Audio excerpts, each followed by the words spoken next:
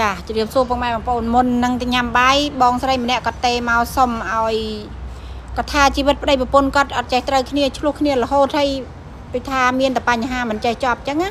អញ្ចឹងខ្ញុំឲ្យគៀតថាមួយមេទៀតចោះហើយគៀតថានេះបងប្អូនខ្ញុំចង់និយាយថាសូត្រទៅបានផលពិតប៉ុន្តែបងប្អូនត្រូវតមសាច់ឆ្កែផ្លែស្ពឺឬក៏ដូចថាយើងនិយាយច្រើនដែលពាក្យអត្ថប្រយោជន៍ចំពោះនឹងស្វាមីតែគាថានេះពេលដែលយើងសូត្រទៅធ្វើឲ្យប្តីយើងដែលធ្លាប់តែស្អប់យើងខឹងយើងមិនពេញចិត្តយើងគាត់នឹងងាកថយក្រោយ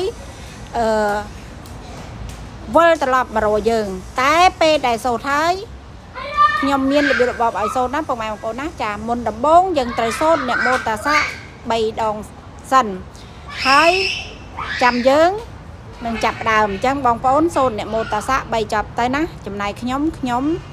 អត់ទិសក្នុងចិត្តដោយខ្លួនឯងអញ្ចឹងយើងចាប់ដើមណាបងប្អូនចាអោមៈសារកានិនថោងវត្តនាងចិត្តជុំប្រៀបដូចស្បែកឃ្មុំក្នុងព្រៃព្រឹក្សាទៅបគ្រូប្រើអញឲ្យហៅនាងមកគ្រាន់បានជាគ្នាក្នុងគ្រៀបក្នុងគិរីព្រឹកព្រៃពេលឃើញរូបអញនោះណីស្រវាអោបថើបប៉ុន្តែគាថាដែលខ្ញុំឲ្យនេះពេលដែលបងប្អូន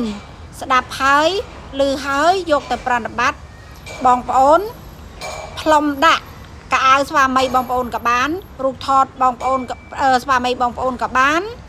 ហើយនឹងបើគាត់កេងចិត្តយើងបែរខ្នងក៏ផ្លុំទៅ3ភូតទៅគឺបានហើយបងប្អូនចាំបានអត់គឺអត់មានអីប្របាកសូត្រទេអមៈសារកានិនថោងសូត្រម្ដងទៀតអមៈសារកានិនថោងវត្តនាងចិត្តជុំប្រៀបដូចស្បែកឃ្មុំក្នុងព្រៃព្រឹក្សាទៅបគ្រូប្រើអញឲ្យហៅនាងមកក្នុងគិរីព្រឹកព្រៃពេលនាងឃើញរូបអញនោះណីស្រវាអោបថើបពាក្យហ្នឹងណាបងប្អូនអត់មានអីប្របាហើយគៀតថាដែលខ្ញុំឲ្យបងប្អូននេះហាមមាត់ប្រពេចប្រប៉ោចញ៉ាំសាច់ឆ្កែឬក៏ផ្លែស្ពឺឬក៏ផ្លែក្រូកឃ្លោកបងប្អូនសូត្រហើយ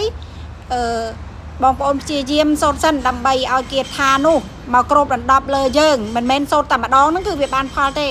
ចាបើយើងសូត្រតែម្ដងវាដែលបានផលយើងសូត្រទៅចេះតែសូត្រទៅតើតាគៀតថានោះឃុំក្រងយើងគៀតថាអីក៏ដោយក្រុមដូចថាឃុំក្រងយើងហើយទៅវាបានផលណាបងប្អូនក៏ផ្លុំទៅភូតទៅពីក្រោយខ្នងទៅប្តីយើងគឺផ្លាស់ប្ដូរណាបងប្អូនចាំអត់ចាអោមៈសារកាលិនថោងពតនាងចិត្តជុំប្រៀបដូចស្បែកឃ្មុំក្នុងគិរីព្រឹកព្រៃទៅបគ្រូប្រើអញឲ្យហៅនាងមកគ្រាន់បានជាគ្នាក្នុងគ្រាព្រឹកព្រៃពេលនាងឃើញរូបអញនោះណីស្រវាអោបថើបតែប៉ុណ្្នឹងឯងបងប្អូនអានេះមុនទៅញ៉ាំបាយឲ្យមួយមេទៀតបើគាត់អត់ព្រមភ្ញៀវគេទៅយកអត់ព្រមអញ្ចឹងមកឲ្យមួយមេទៀតអូយណាបងប្អូនណាមកញ៉ាំបាយសិនហើយជួយចុច like ចុចវីដេអូចុច share ឲ្យផងដើម្បីឲ្យមានទឹកចិត្តធ្វើឲ្យទៀតលោកអើយអីបងប្អូនមើលអត់ថាលេបថ្នាំមិញថាទៅឯណាបងស្រីនោះក៏ទេមកអញ្ចឹងខ្ញុំឲ្យណាបងប្អូនតែគាត់ខឹងណាអត់ខឹងទេតែមុំគាត់ថាពោះវិញកោដូចកូនឆ្កែបងប្អូនគឺខ្ញុំត្រូវការលេបថ្នាំបំបត្តិការហើមណាបងប្អូនណាអញ្ចឹងសុំទោសឲ្យជួយចុច like ចុច share ឲ្យមុំផងមុំមកពីញ៉ាំបាយវិញឲ្យគេថាទៀត